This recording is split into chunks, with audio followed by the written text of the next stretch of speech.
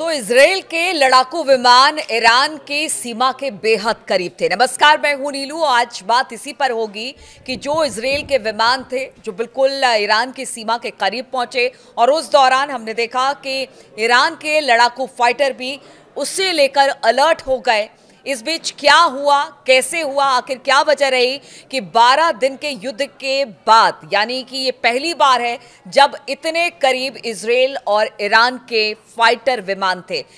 क्या वजह है कि ये टेंशन इस तरह से बढ़ती हुई दिखाई दे रही है? इजराइल के लड़ाकू विमान ईरान की सीमा के पास पहुंचे। बातचीत आज इसी पर होगी। बातचीत करने के लिए मयंक मेरे साथ है।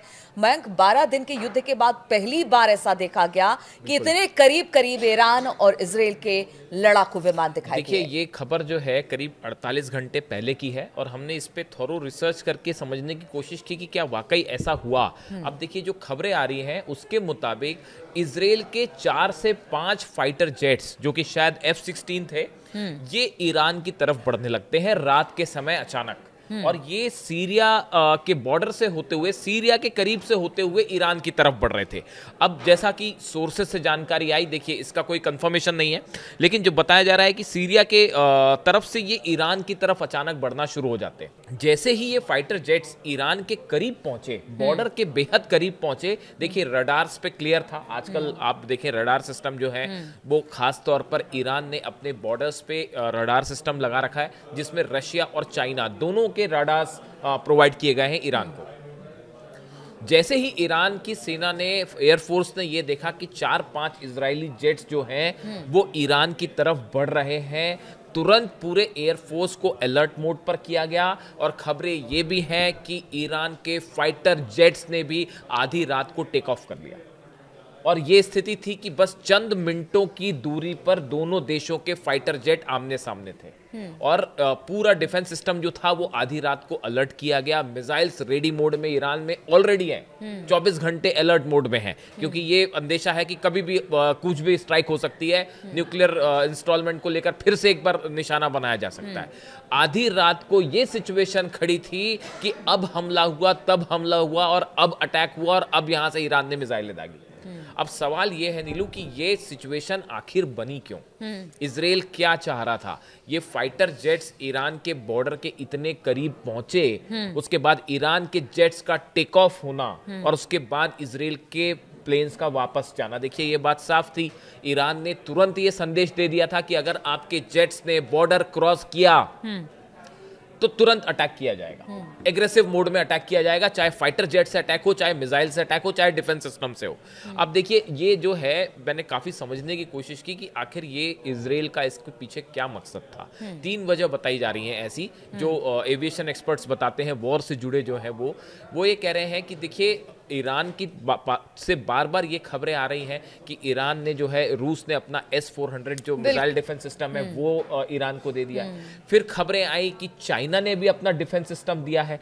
तो क्या इजराइल इस बात को परखना चाहता है कि क्या वाकई काम कर रहा है, वाकई ये सिस्टम डिप्लॉय हो गए हैं?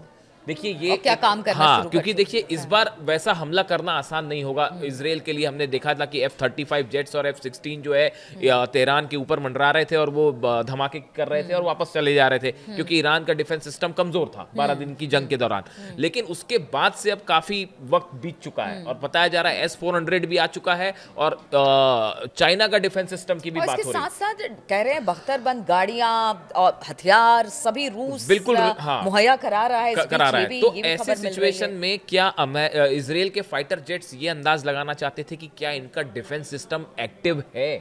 बात नंबर 1। बात नंबर 2, ये खबर जब आई करीब 48 घंटे पहले, ये खबर सोशल मीडिया में लीक हुई और बाहर आई कि भाई इजराइल के जेट्स बहुत करीब पहुंच गए थे ईरान के। ये वो वक्त है, इसी दौरान ईरान ने अपना बड़ा मिसाइल मूवमेंट किया। उसकी खुर्दाद देखिए, खुर्दाद सिस्टम है, खुर्दाद जो मिसाइल्स हैं वो ईरान का अपना खुद का मिसाइल डिफेंस सिस्टम है और इसका बड़ा मूवमेंट होता है ईरान में। और कई जगह नई सिचुएशंस पे, लोकेशंस पे ईरान ने अपने मिसाइल डिफेंस सिस्टम है वो एक्टिवेट किया और इस जगह पर एक्टिवेट किया जहां से इजराइल के जेट अंदर घुसते हैं। ठीक है। तो ऐसी सिचुएशन में क्या इजराइल के जेट्स ये अंदाजा लगाना चाहते थे कि ईरान ने जो अपना खुद का मिसाइल डिफेंस सिस्टम है, मिसाइल्स जो हैं वो कहां पर तैनात की है?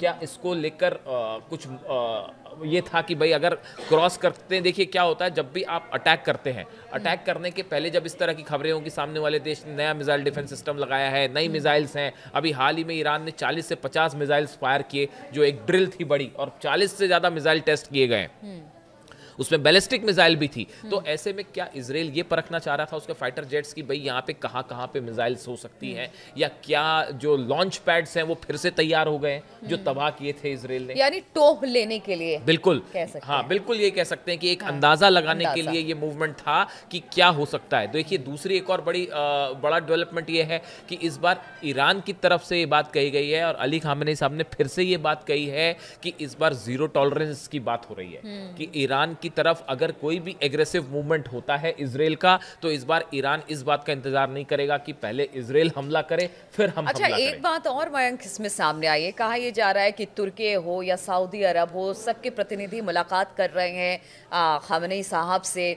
जो कि एक तरह से इजराइल या फिर अमेरिका के लिए भी एक अच्छी खबर नहीं कही जा सकती। पर्दे के पीछे से नीलू बड़ा जबरदस्त खेल चल रहा है और हम आपको ये आपको ऐसा लग सकता है कि चीजें शांत हैं, ऐसा बिल्कुल नहीं है। हम अगला वीडियो जो करेंगे वो आपको ये इस डिप्लोमेसी पे बताएंगे कि मिडिल ईस्ट में कितना बड़ा खेल हो रहा है। लेकिन इसके साथ ही ये जो पर्टिकुलर हम खबर की अभी बात कर रहे हैं कि ये जो जेट्स मूवमेंट होना, देखिए बार बार जो है ईरान की तरफ से ये साफ कर दिया गया कि अगर इजराइल ने इस बार कोई भी ऐसी घटना करने की कोशिश की, या तो मिसाइल्स के थ्रू या फाइटर जेट्स के थ्रू, तो ये श्योर किया जाएगा कि उसको जो है पिछली बार के मुकाबले कई गुना ज्यादा जवाब मिले। यहां तक कि कह दिया गया कि 2000 मिसाइलें एक साथ फायर कर दी जाएंगी इजराइल को लेकर, और ये बात तो कंफर्म है, कई एजेंसीज ने इसको कंफर्म किया है।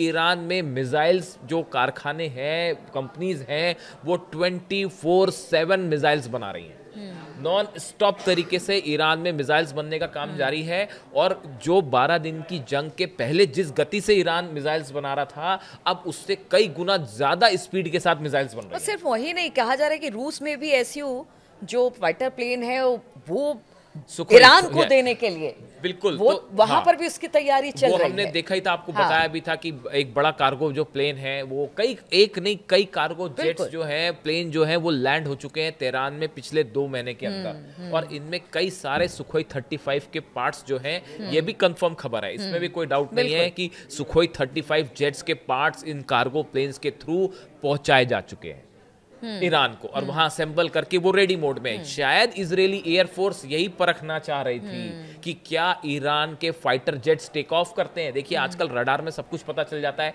कि जो प्लेन उड़ रहा है वो कौन सा प्लेन है। अगर आप ये समझना चाहें, एक्सपर्ट से तुरंत पता लगा लेते हैं कि सुखोई 35 ने टेक ऑफ किया है, जैसे मिग है, मिग 29 प्लेन्स रशिया दे चुका है ईरान को, और ईरान में वो आप सब तरफ दिखाई भी दे रहे हैं, उड़ते हुए दिखाई दे रहे हैं। लेकिन सुखोई 35 को लेकर सस्पेंस है, क्योंकि ईरान ने उसको अभी डिस्प्ले नहीं किया, कहीं पे उसका इस्तेमाल नहीं किया।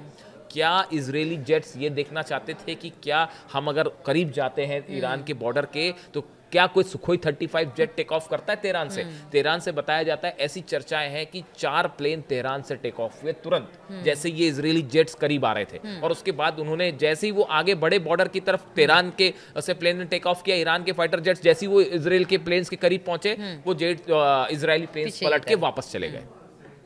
तो ये बड़ा एक बड़े लेवल पे जो है चीज़ें हो रही हैं, और खासकर वॉर से जुड़ी हुई, जिसमें अब इजराइल के सामने बड़ी चुनौती ये है कि जो ईरान ने डेवलपमेंट किए हैं इन 12 दिनों की जंग के बाद, उसका अंदाज़ा लगाना बहुत ज़रूरी है अगले हमले के बाद, वरना कहीं ऐसा ना हो जाए कि फिर से जो है मुंह की खानी पड़ जाए। और जैसे पिछली बार मिसाइल बरस रही थी, इस बार जो है फाइटर जेट्स ना गिरा दे ईरान। तो ऐसी बड़ी सारी चीज़ें हैं जो मोसाद के लिए एक बड़ा चैलेंज है, और ये पता लगाना कि ईरान के पास क्या कैपेबिलिटी है, शायद ये इसी की कोशिश है।